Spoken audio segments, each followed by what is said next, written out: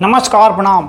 बिहार की राजनीति में बाहुबली और नेताओं के रिश्ते की पड़ताल करेंगे तो शहाबुद्दीन का लालू प्रसाद यादव से रिश्ता सबसे पहले आता है। बाहुबली सांसद शहाबुद्दीन हमेशा लालू प्रसाद यादव के करीब रहे हैं। शहाबुद्दीन के निधन के बाद लालू प्रसाद यादव की राजनीति विरासत में तेजस्वी की एंट्री हुई है, जिसमें शहाबुद्दीन जैसों के लिए कोई जगह नहीं बची है।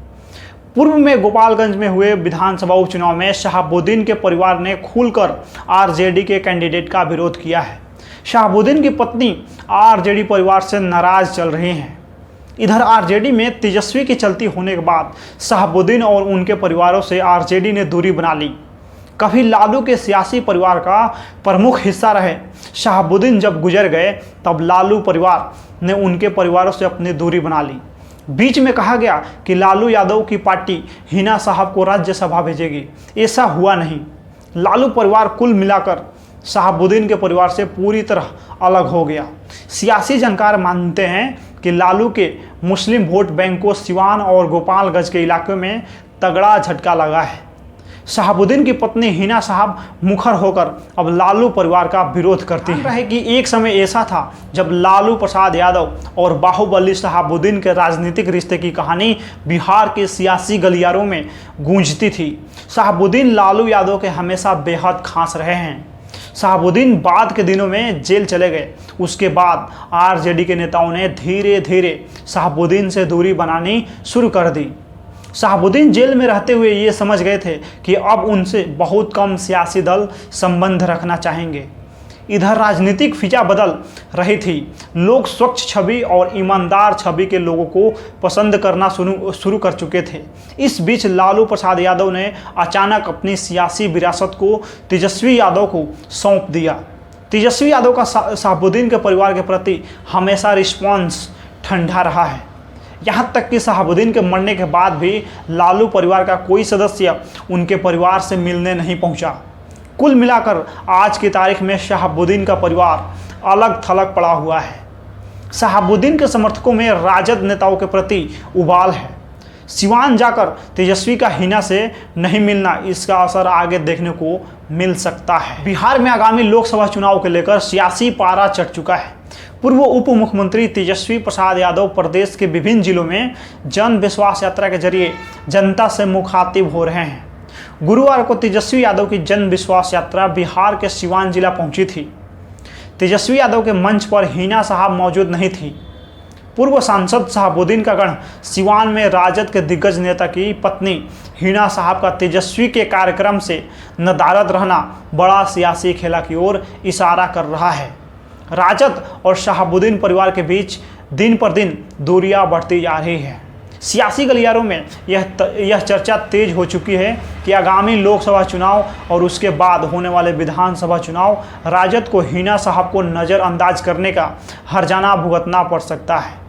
हिना साहब के समर्थकों के साथ साथ राजद समर्थकों में भी इस बात की नाराज़गी है कि हिना साहब से तेजस्वी दूरी क्यों बना रहे हैं। तेजस्वी यादव के सभा में शामिल नहीं होने पे हिना साहब ने कहा कि घर के काम में व्यस्त होने की वजह से हम उस सभा में नहीं जा सके। असदुद्दीन ओवैसी की पार्टी एआईएमआईएम लोकसभा चुनाव को लेकर बिहार में भी सक्रिय हो गई है। एआईएमआईएम के प्रदेश अध्यक्ष अख्तरुल ईमान ने संकेत दिया है कि पूर्व राजद सांसद मोहम्मद शहाबुद्दीन की पत्नी हिना साहब यदि मांग करें तो उन्हें 2024 के लोकसभा चुनाव में सिवान से पार्टी का उम्मीदवार बनाया जा सकता है। गुरुवार को विधानसभा परिसर में पत्रकारों से बातचीत के दौरान उन्होंने कहा कि पहले उधर से टिकट के लिए पहल तो हो। उन्होंने कहा कि कभी राजद की सरकार मोहम्मद शहाबुद्दीन की मदद से बनी थी, लेकिन निधन के बाद राजद के किसी नेता ने उनकी कब्र पे जाना भी उचित नहीं समझा। अख्तरुल ईमान ने कहा कि हमारी पार्टी उस आदमी को आमंत्रित करती है जिनमें अन्याय से लड़ने की क्षमता होती है। उन्होंने कहा कि लालू प्रसाद या नीतीश का शासन न्याय का राज्य स्थापित करने में विफल रहा है। समाज के गरीब, अति पिछड़े और अल्पसंख्यक को न्याय नहीं मिला है। अख्तरुल ईमान ने कहा कि दलितों की राजनीति करने वाले नेता यह मांग क्यों नहीं उठाते हैं कि आबादी के अनुपात में सरकारी नौकरियों में उनकी भागीदारी नहीं है।